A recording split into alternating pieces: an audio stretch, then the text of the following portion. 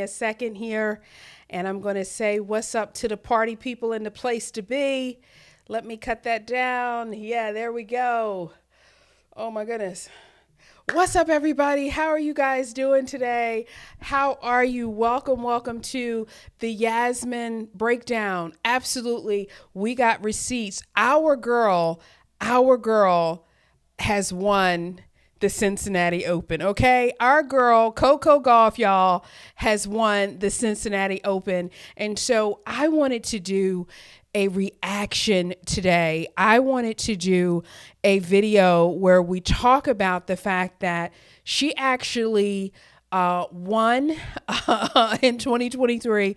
I want to talk about the history of her and this Cincinnati Open, some things you may not know. So I'm going to talk about that today. I'm going to have questions for if you guys want to get in the chat afterwards, but it's some really, and I got quotes from her today. I have quotes from Jessica Pegula, and I want to shout out all my natural hair people.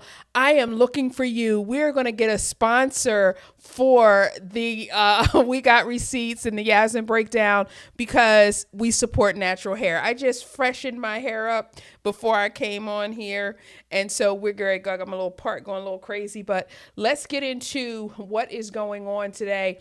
And hold on to chat, please. Hold on to your questions. We're going to address your questions at the end of our live today. Okay, so let's go. So Coco Gauff, you guys, just won the 2026 Cincinnati Open, you guys, beating fellow American Jessica Pegula 6-2, 6-4 in the final. It happened on Sunday, August 23rd. So just a day ago, I did a video already of the of her semifinal, and before I could get it up, posted good, here we had the results of the final. Now, this is her first title of the entire 2026 season and her 12th career WTA singles title, okay?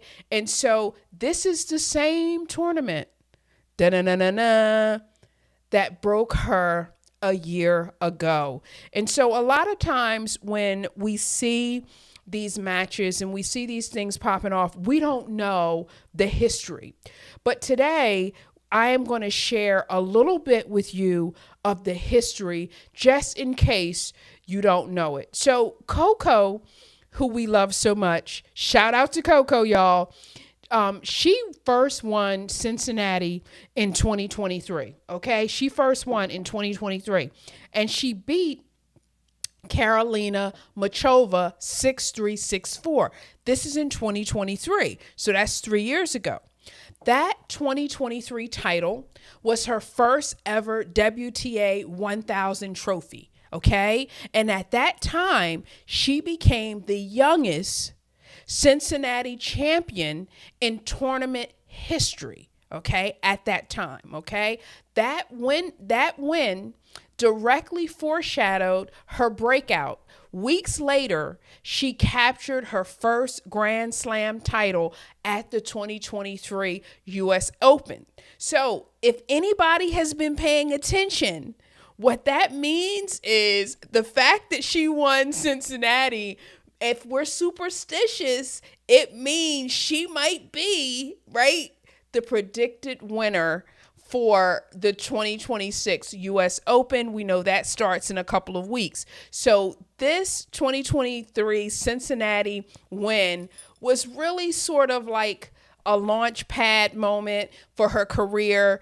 Again, Coco, we forget, she's still young. And at that time, even younger, I believe she was 19 at that time. And so she's really getting it started. So that's why watching Coco right now is so exciting because she's young. She has her head on straight and she just, she's exciting to watch. And anytime Coco does a match, and I'm not sitting at the edge of my seat, meaning she's not making me go to 3 sets and stuff like that and all these different like ties and stuff like that, I'm happy. I get to keep my hair a little bit longer. I'm not biting my nails or pulling my nails off. So I appreciate that so much. So Anyway, so let's go to the next part. So now we fast forward. So she won in 2023, you guys. And now we go ahead and we fast forward to 2025. So what happens in 2025? So Gauff lost in the Cincinnati quarterfinals to Yasmin Paolini, okay? 2-6, 6-4, 6-3, okay? So won in 2023, lost in 2025. She committed 16 double faults in that loss, a symbol of a serve that had unraveled all season. Now, let me tell you, in 2025, she led the entire WTA tour in double faults. Now, reports described her leaving the venue in tears, visibly shaking and questioning her direction. Now, let me share a quote from her because it's so important. This is her own words on that stretch of time. Quote, I was just frustrated with my game and I felt like I was declining. Okay, now days after that Cincinnati exit, she made a sudden move, hiring biomechanics specialist Gavin McMillan just before the U.S. Open to rebuild her serve. Now, before we go on, I just want to highlight this thing that happened in 2025. She loses in the quarterfinals. She's devastated. She's visibly shaken up. She's in tears, right? And she realizes, like, wait, I feel frustrated. I feel like I was declining. And so what's the next thing that she does? She takes action and she hires someone to help her rebuild her serve, right? And so I want to pull this out because a lot of times when we see greatness, when we witness greatness, when we are looking at an athlete, a business person, someone who motivates us, someone who inspires us, we often think they have it so easy. We often think that they're just able to rebound so quickly. Oh, nothing gets in the way. Oh, it's just a bump in the road. They just keep going. The reality, however, is often something different. The reality is this person realized what they had done wrong and said, let me pivot. Let me take action and do something that helps me. A lot of people, I can do this at times, when something is not going right, I might take too long to figure out how do I need to pivot. It's something that I work on every single day when I have a problem, but I haven't always been good at it, right? But people like to think that the successful people haven't gone through anything, or the successful people, everything is coming easy. Not true. You got to learn how to pivot faster. And that's what Coco taught us in this moment. Note the through line. So that same rough patch bled into the 2025 U.S. Open, where she was seen crying into her towel during a second round match against Donna Vekic. Okay, so I want to talk about this collapse in 2025, because if we can truly understand the collapse in 2025, then this victory in 2026 is so much sweeter. You imagine, you're living your life, you're playing tennis for Coco, but whatever it is that you're doing, and you feel something is off. You feel that you're getting frustrated. You feel like you're not moving in the right direction. Until you find that solve, you feel beaten, you feel frustrated.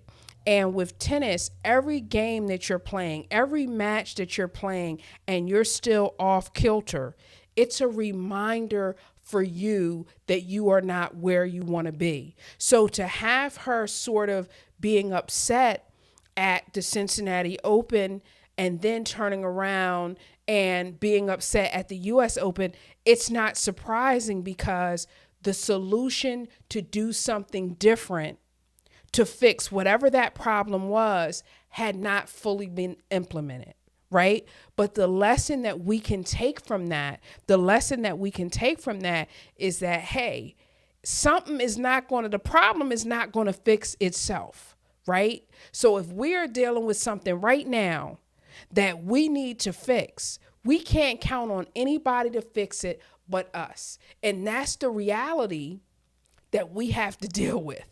Nobody's going to fix your problem for you. I tell people all the time, ain't nobody coming to save us. Ain't nobody coming to fix your problem for you. So let's go ahead now and move into the turnaround. So I told you guys about Gavin McMillan, who was hired as a biomechanics specialist, right? I just love that. I probably would love to talk to him, like, biomechanics. So what do? You make somebody serve better? What else can you make? Can you make their walk better? Anyway, the McMillan partnership paid off fast. Gauff won the 2025 Wuhan Open in October, and she beat Pegula in that final too. Okay, so see how fast, when you find the right thing, stuff starts clicking.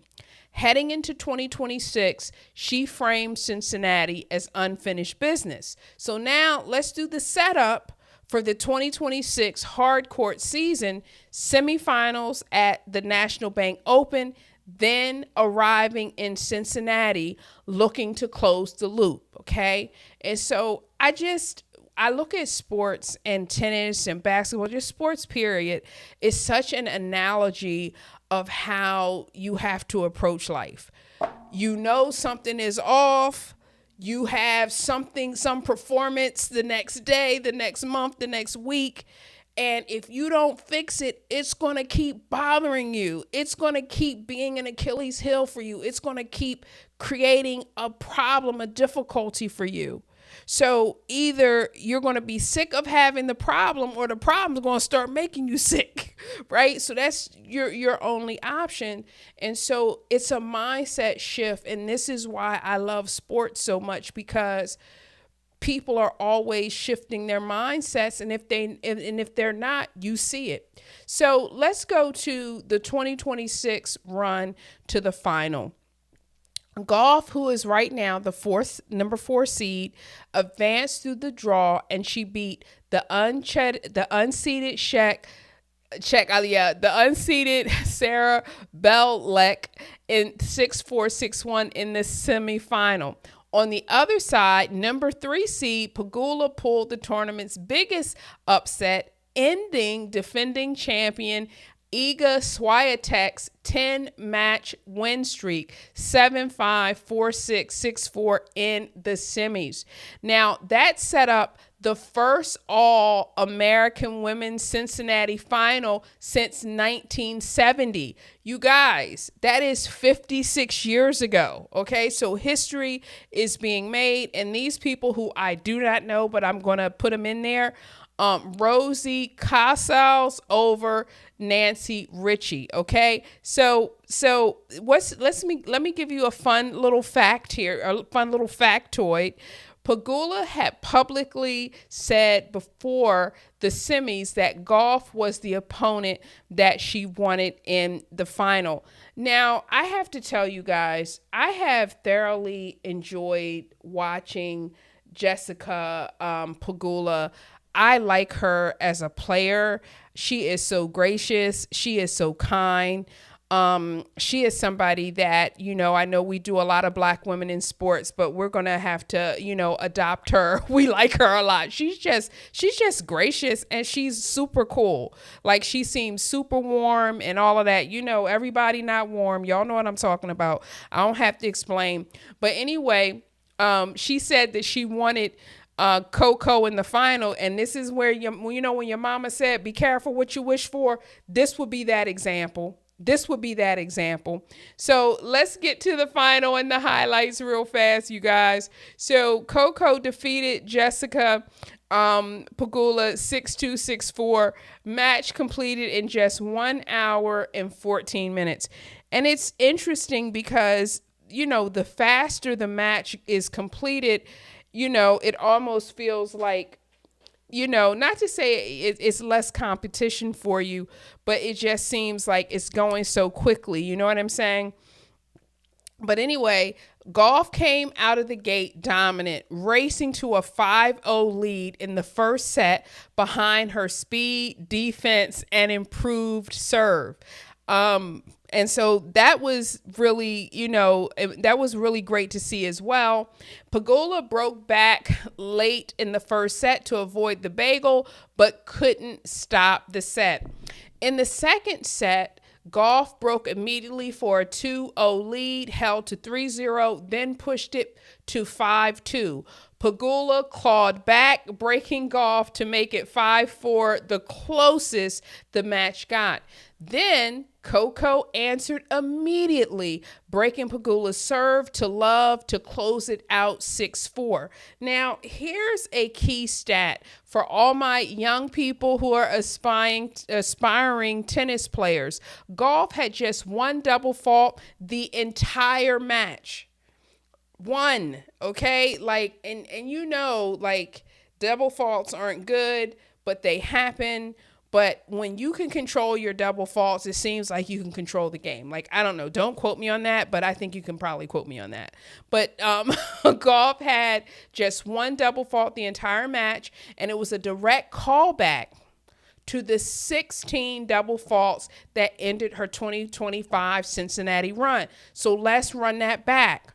Last year, right, when we were talking about where she loses, right, she loses in the quarterfinals in 2025, and she had all those double faults, right? She had 16, and now she plays Jessica Pegula 1 year later, one double fault. This is why you don't give up. This is why you don't give up, because you're sitting there and you're thinking, how can I get better? How can I get this? I can't get better. I can't get better. And what happens a year later? Okay. I mean, this is what I'm talking about. So this is where the motivation and the inspiration from sports can really get you to look at, okay, what am I doing in my life, and can really help you with how you're thinking about certain things. You feel me? All right. So, this also evened her career head-to-head with Pegula at 5 wins apiece. That's really interesting, because sometimes I think when you have so many more wins than someone else, it can get in your head. Now, I wanted to share with you guys some quotes from this. I wanted to share some quotes that the lady said as well. And when I run this, I'll run this back as a pre-recorded video, and I'll throw these quotes in there. But I like to sort of be live and just talk with you and get your reactions and things so we can talk about it. But here are some quotes from what Jessica Pegula said. She was gracious and self-aware in her defeat. And here were some of her quotes. "You were like a backboard today. It was not fun to play against." And this is what I'm saying about this young lady. She is such a gracious person. I don't know who her parents are, but they, instilled her with some manners, and I really love that. And she said, "I thought the level that she was playing at was extremely high." I love it. I love to see when players can acknowledge other people's strengths, right? Even though we're opponents, that doesn't mean that we have to have dislike for each other or whatever. We can be, respectful in terms of competition. We can be respectful competitors. She also credited her own run beating Swiatek as valuable form heading into the U.S. Open. Now, I'm going to share also some of the things that Coco said. Gauff, in her on-court speech, praised Pegula in return, calling her one of the tour veterans who was kind to her when she first came up, and calling the win-loss dynamic between them a rivalry built on mutual respect. And I will say that I see that from the comments that Coco makes towards her, the comments that Jessica makes to her, and vice versa. You feel that, and you don't feel that snarky nastiness that can really happen in sports. And I respect it. I love it so much. It just puts me in a happy place. Here are 5 Coco Gauff quotes from after the win. I think it was a long journey, but I'm happy. Hey, me too. Listen, we've been trying to get back here since 2023, so it's been 3 years. And here's something again about triumph, you guys, about overcoming. It's night and day, the player I was last year to now. I'm saying this to everybody who can hear my voice. Judging yourself of where you are today, you are taking away this idea of where you can be. You don't know that next year you won't be in a better position. You don't know that you won't be better, tomorrow, better a month from now, better 6 months from now than you are today. So give yourself a chance to be great. Give yourself a chance to be different. Right? And so that's what Coco's example. I don't care what your age is. I don't care what your occupation is. I don't care what you do. What she is saying is that the difference in her growth from 1 year to this year, right, was so much. It's the difference between losing in the quarterfinals and winning in the final. Give yourself a chance to be great. Another quote from Coco: I was feeling more and more confident in trusting the work that I put in. I would have to say this is something that I deal with. Again, I want to come on and talk and motivate and encourage people or whatever. But listen, I struggle from these same things. I mean, even with YouTube, it's like, I want to do a video that people enjoy and this and this and that. I'm putting in the work. But then if I feel like 2 people watched it, did I do enough? But you have to keep putting in the work and trusting that, you know what, I've been showing up, so it's going to make a difference. Period. You got to believe in yourself. Number 4, Gavin and JC have done a great job kind of reworking my mind. And this is when she was crediting her biomechanics coach, Gavin McMillan, for the serve rebuild. And so a lot of times when I talk to my kids about reframing, meaning that you have a thought in your mind and you might be telling yourself, I can't do it. And you have to learn how to reframe your can'ts into cans.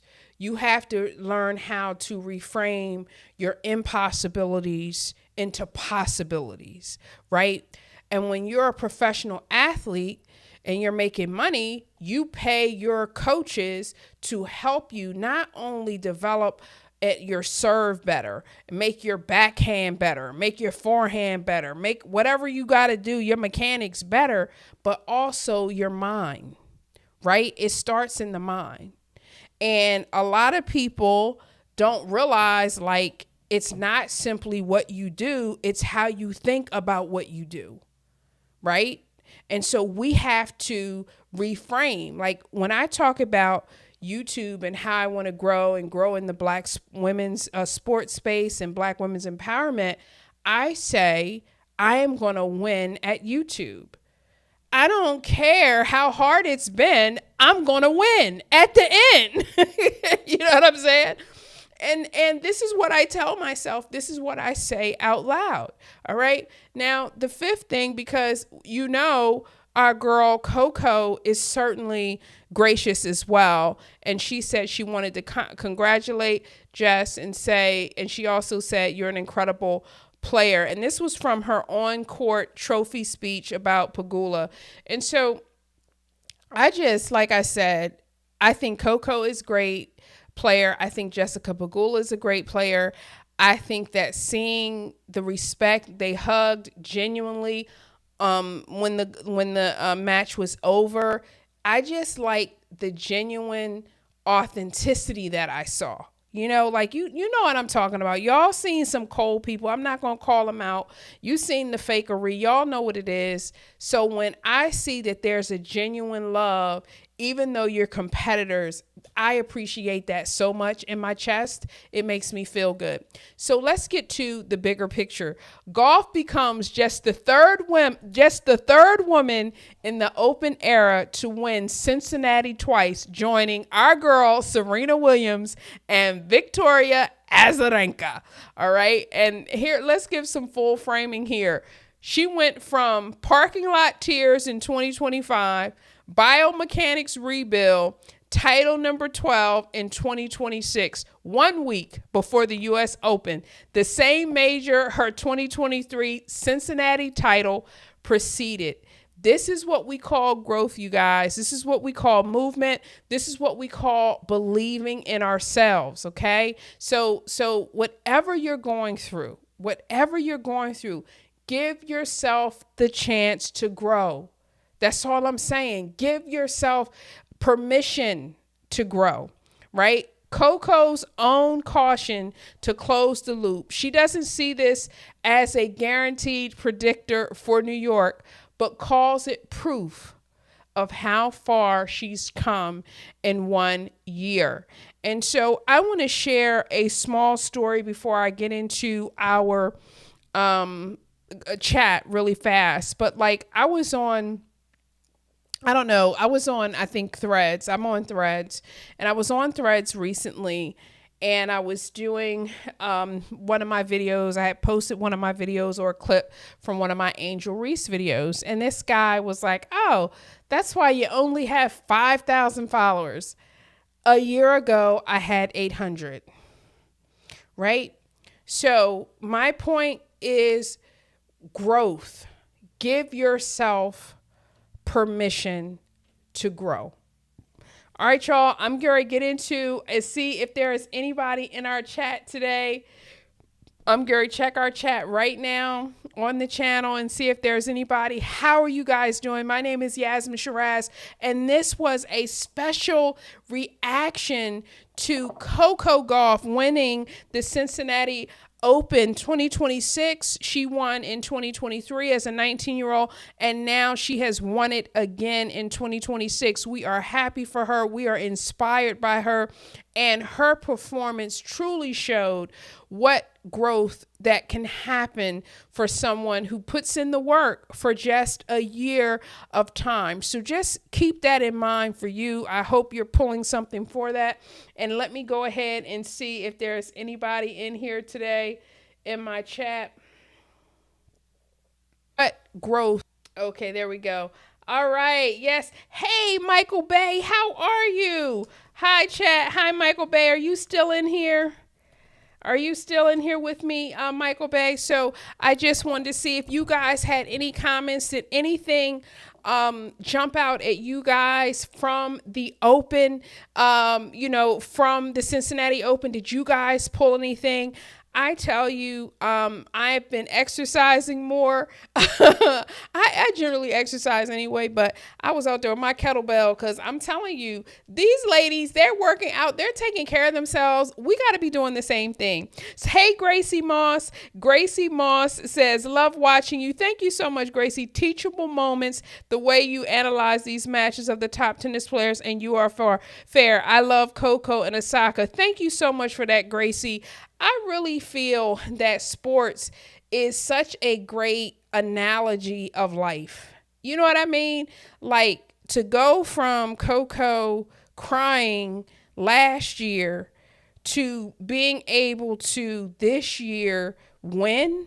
Like that's the thing, that when we make a hiccup in our lives, right? We lose an opportunity. Something doesn't go our way. A lot of us throw in the towel. I'm guilty of it myself. But what I'm learning is you have to just keep going.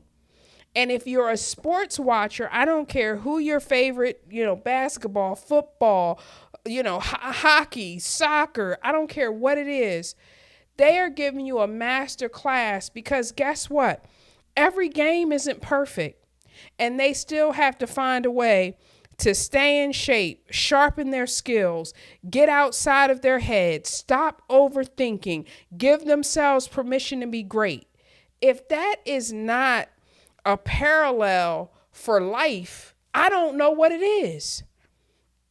You know what I mean? If that's not a parallel for life, I'm telling you, one of the hardest things, I don't care, like, you, whatever your job is, like, I'm a TV writer. It was hard getting into television, finally got into television, then COVID hit. And then I'm like, well, gosh, what am I going to do now? The industry has changed. You have to keep finding a way to push yourself to what you want to do.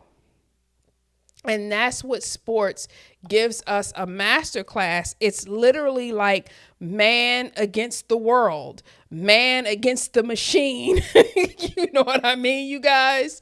And so I'm looking forward to the U.S. Open, and I'm really going to see if I can have even a tighter schedule. It takes a lot, as you guys, I'm sure, can imagine, recording, reacting, doing all the videos, putting them up, promoting them, doing clips. And I'm telling you, it really felt like I had done the semifinal video and then she won. I was like, what? So sometimes I feel like I'm not moving fast enough, but I'm not so much reacting simply to what happened in the match. I am truly trying to react to what is the life lesson from there. And what I liked about, like I said, Jessica and Coco is this mutual respect and admiration that they seem to have for each other, meaning that we can be opponents, but we don't have to hate on each other. Like, I love that so much. I can't even say, you know what I'm saying? Because you know how like competition can almost get ugly and dirty. Don't let me bring up the WNBA, but I could certainly, and it's like, why? Why does it have to be this ugly, dirty, nasty thing? You're on one side of it. You love this game.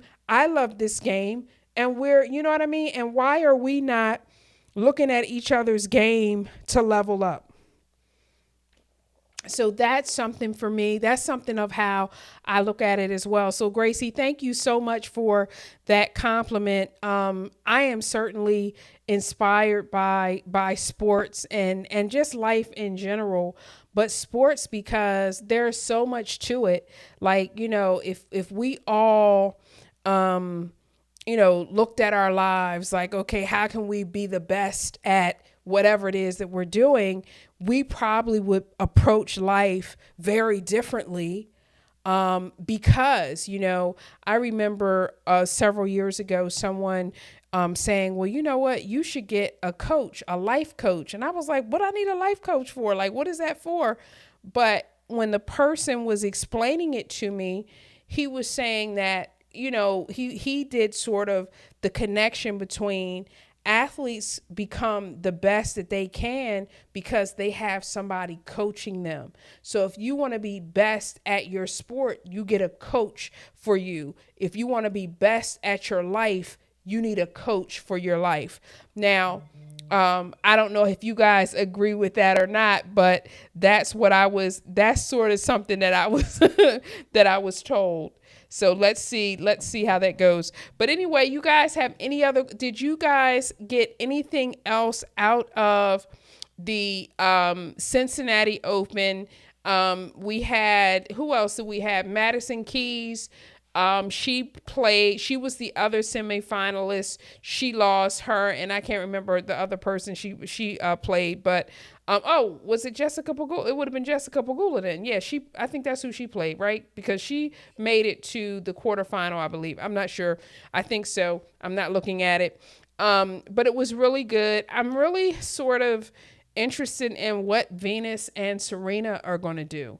I don't know if they have wild cards for the U.S. Open. I will probably share something on that this upcoming week. I don't know if they have anything or not, but I'm sort of I'm starting to change my mind a little bit, you guys, about how I feel about Venus and Serena.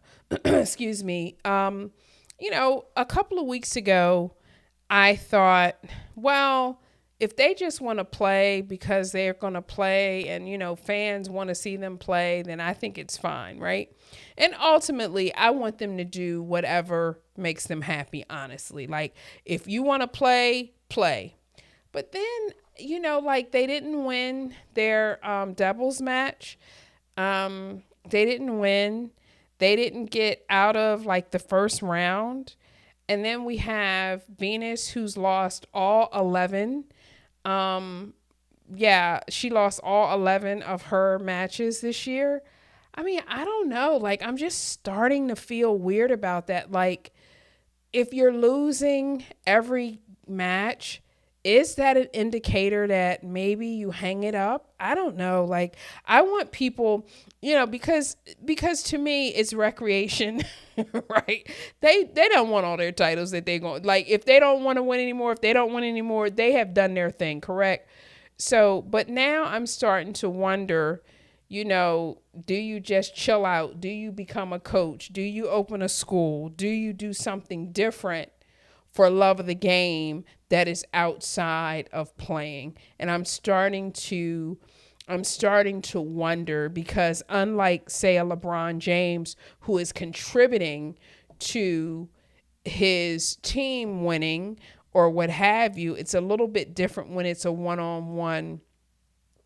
Like, if a golf player is never winning, do they just keep golfing indefinitely? Is that what happens? So you guys will have to get back to me. Hi, I'm so worthy. How are you? How are you doing? I love Venus. Oh, I'm so worthy. Wait a minute. I done went to your Venus and Serena comment. Wait a minute. Let me slow down. Let me rewind the tape. All right. So I'm so worthy says Maddie played Sarah Bejlek. Thank you, and lost. Okay, thank you for correcting me, because I was like, I know she played. She was in her semifinal, and then you had, okay. Yes. So I'm so worthy says, I love Venus and Serena and wish them to commentate only. I don't want to feel like that, but I'm sort of starting to feel like that, and not because of a lack of love or respect for them. I love them so much, and I always will pay homage to the fact that seeing them play made it so real for so many Black girls. I mean, there are so many. Every Black tennis player that you see today stands on the shoulders of Venus and Serena Williams. Period. It's not even a question. It's not even a maybe. It's not even a gray area. That's a fact, right? That's just a fact, right? And when I see them and not being able to beat people like in a first round, it's like it almost takes away a certain amount of the mystique of who they are, right? It takes away a little bit of something of the aura of who they were, right? It takes away from the legend, to borrow I'm so worthy. She has legends in that comment. It takes away the legend a little bit. And I'm like, dang, you know what I mean? It's like you got this shiny car. Maybe it's a classic Rolls Royce, right? And then you take it back to the mall, and then all of a sudden people just start putting these little dings in it. You feel me? And it feels like their Rolls Royce is getting dinged right now. That's what it feels like to me. And I don't want to see them as a ding Rolls Royce. Obviously, I understand it's not my decision. I get that. I got to stay in my own lane. I respect it, right? But I'm just saying to you guys, they seem like so pristine, so legendary, broke the mold in so many ways. And for them to come back and to sort of have this decline in play, it just makes me feel like the Rolls Royce is getting dinged, and I don't want it to. I want to go put some protective glass around the Rolls Royce, right? So I am so worthy said their time has passed, and I want to remember them as legends. And I do too. And I understand this love of the game, and I do understand that, but I have to tell you, like, they were winning doubles titles like it wasn't nothing. Like almost like doubles wasn't a challenge. Like if you know the history of them as doubles players, they were like slaughtering people. Like they were doing like really, really good to the point that I was like, oh, doubles must be easy, what do I know? It must be easy because they're just beating people. And they got eliminated in the first round of the Cincinnati Open. And I was like, what is happening? So, I wish them well. And, obviously as fans, we don't have a right to dictate, where they, how they live their life, if they want to play, if they don't want to play. But I know that after I saw the story where Venus had not won, in 11 matches, I was like, that's a big number. That's like double digits. And it just takes something away from the mystique of something. And I know it's hard to walk away from sports. I enjoyed Tom Brady, and I feel like, he could have walked away and stayed away in New England. He didn't have to go to, where did he go, to Tampa Bay or somewhere? He didn't have to go to Florida, in my opinion. He could have left in New England and kept it where it was. But I think sometimes you lose something when you're not still at your peak. And I think that when you're playing, such a pivotal role as Tom Brady being the quarterback, I think that, it's better to leave on top. It seems like it is, because it's just like this breaking down of your favorite athlete. It feels so personal. You know what I'm saying? It's like you see them like, and it's just like they're diminishing in your view, in front of your very eyes. And it's very, it's very disturbing. I hate to say it, but I'm disturbed by it myself.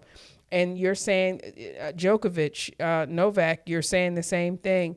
Yeah, I don't know. The guy who retired last year, the sports guy, was it last year or the year before? And he seemed, Roger Federer, right? Roger Federer, he retired. I felt like he was on top of his game. I watched a documentary or something that he did.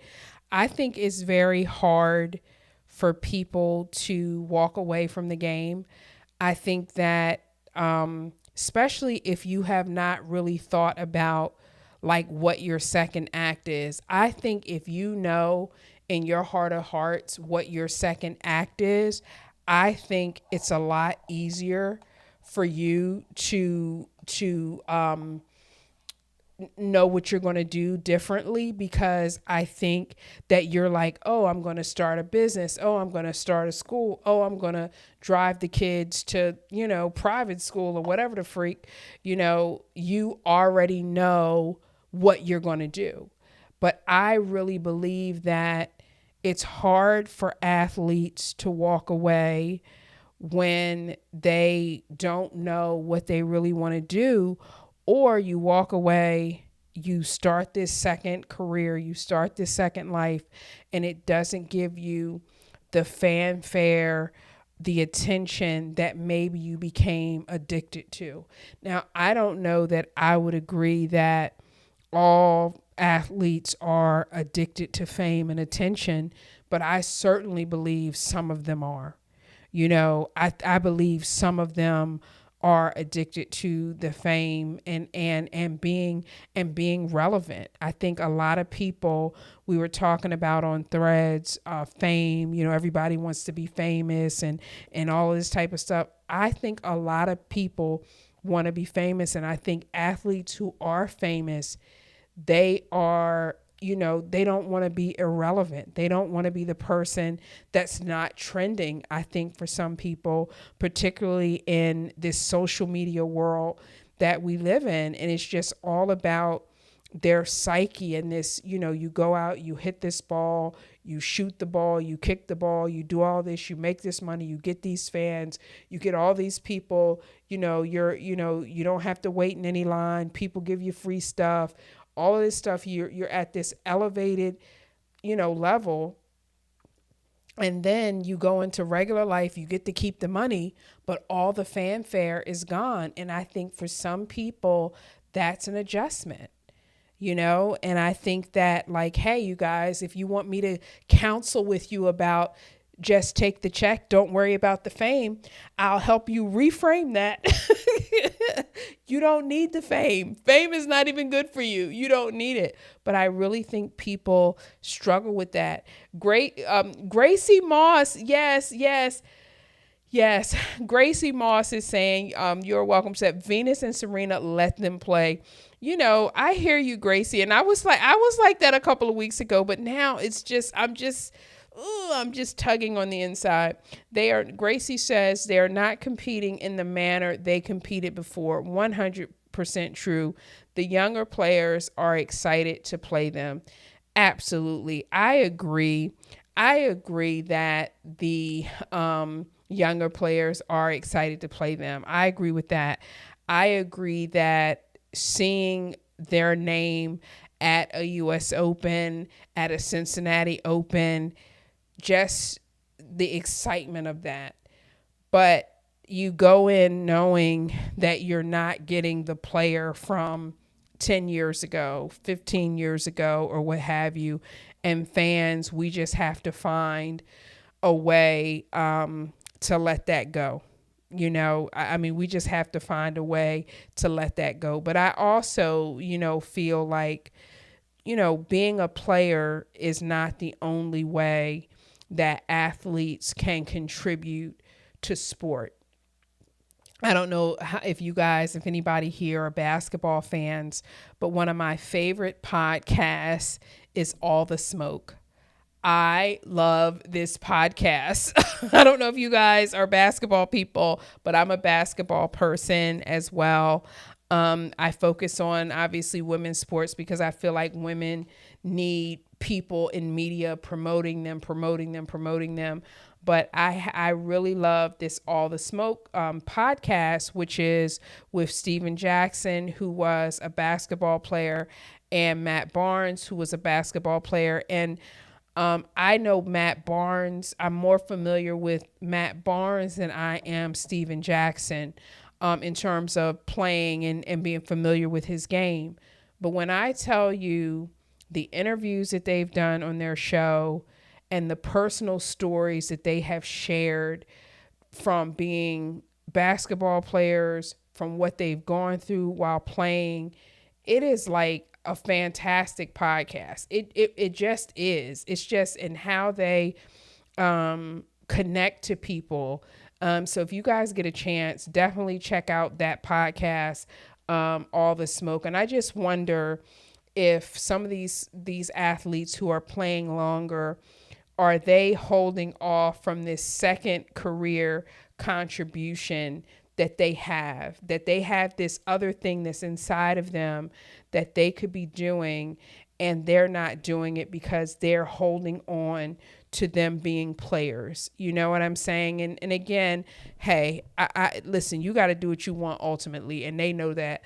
But I just wonder, because I know one of the stories on All the Smoke I want to share with you guys, but Steven Jackson, I want to say he maybe played for Portland. Like I said, I know that he played, but like, I don't know all of his sports stuff. But one of the stories that was so touching that he shared was he was going to get married to this woman, and I think they already had a child together, and he had a prenup drawn up, as she should, and to get married. And all the time going up to their wedding, he's saying to the young lady, you need to sign the prenup. Now, they're planning their wedding. They got everybody flown out there, get the dress, get the cake, get the caterers, they done hooked up the whole situation. And on the day of the wedding, the young lady still doesn't sign the prenup. Right now, he's telling us all this. He's telling all the listeners this on All the Smoke. And he's saying that after this happens on his wedding day, he ends up calling off the wedding, right? because he was not going to, and I think his quote was, "You're not going to tell me how I'm going to take care of my sister and how I'm going to take care of my mom." And I thought, like, this guy as a basketball player, again, I didn't know him. You know what I'm saying? Like, again, I can't even tell you 100% certainty who he played for, right? I could look it up on this computer. But that story where he felt like he had to cancel his way. He had guests out there. Y'all know how it is. Y'all seen it on all the Hollywood movies did this scene. Everybody got something, and then something happens at the wedding, and you got to tell your guests. It looks good in Hollywood. But in real life, can you imagine telling somebody, telling all of your guests that you done flown out, all your celebrity A-list people, all them other basketball players, I'm not marrying her, when you knew the whole time she ain't signed the prenuptial agreement?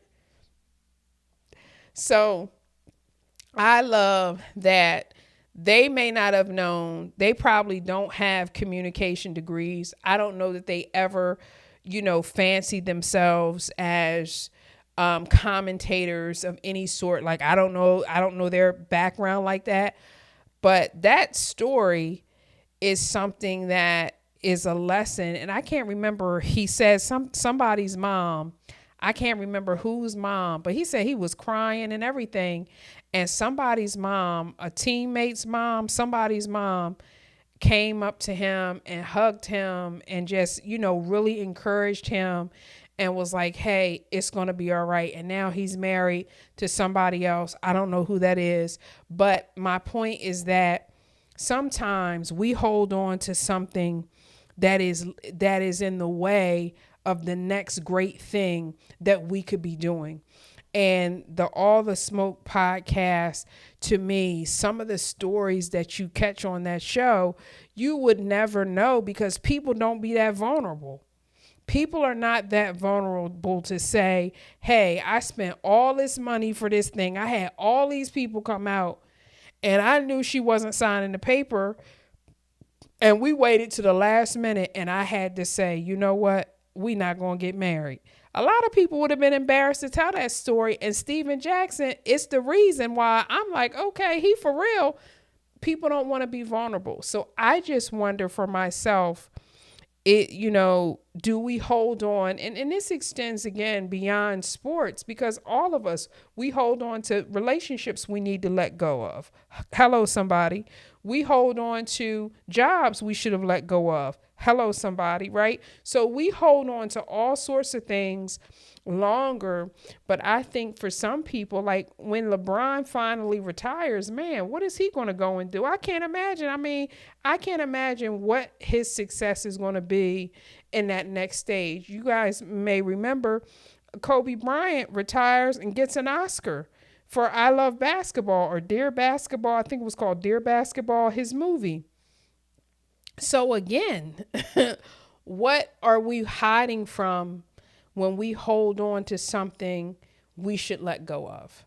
And that's the thing that I wanted to leave you with. So you guys, make sure you are signed up. Sign on, turn on your notifications. I come on with We Got Receipts Mondays at 7:45. Join my Patreon page. If you like my content, support independent media. We need it. We need to support people. I'm going to drop the link right now in here. I should have dropped it in here. Here we go. I got it right now. I'm going to drop it in there. If you have any other comments before we go, please let me know. Let me know what your comment is. I'm going to put my Patreon. There we go. All right, I'm going to put that in there. That's my Patreon link. So I am definitely looking for supporters of our show just to keep me going, keep me motivated. I think I have 3 people in my Patreon right now. I think I have 3 over in my Facebook. I would love to get to 300 people. Absolutely. I want to get to 300. Then after I get to 300, I'm going to get to 600. And I'm going to be like Coco, last year to this year. And this is again, this is why I support sports, because it lets you know what's possible. And when you have to reframe yourself, when you have to change how you're thinking about yourself and to not limit yourself. And we are looking for sponsors, natural hair sponsors, and jewelry and lip gloss sponsors. Those are the things that I love the most.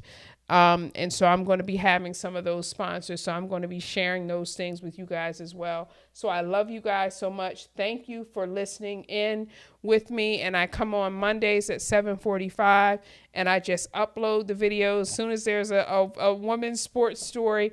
And I'm going to do a story about Angel Reese having that game high 31 points. I'm going to try to get that in. And I still owe you guys Clarissa. Good gracious, but there's been so many stories, so I'm just trying to get them all in. But thank you guys so much, and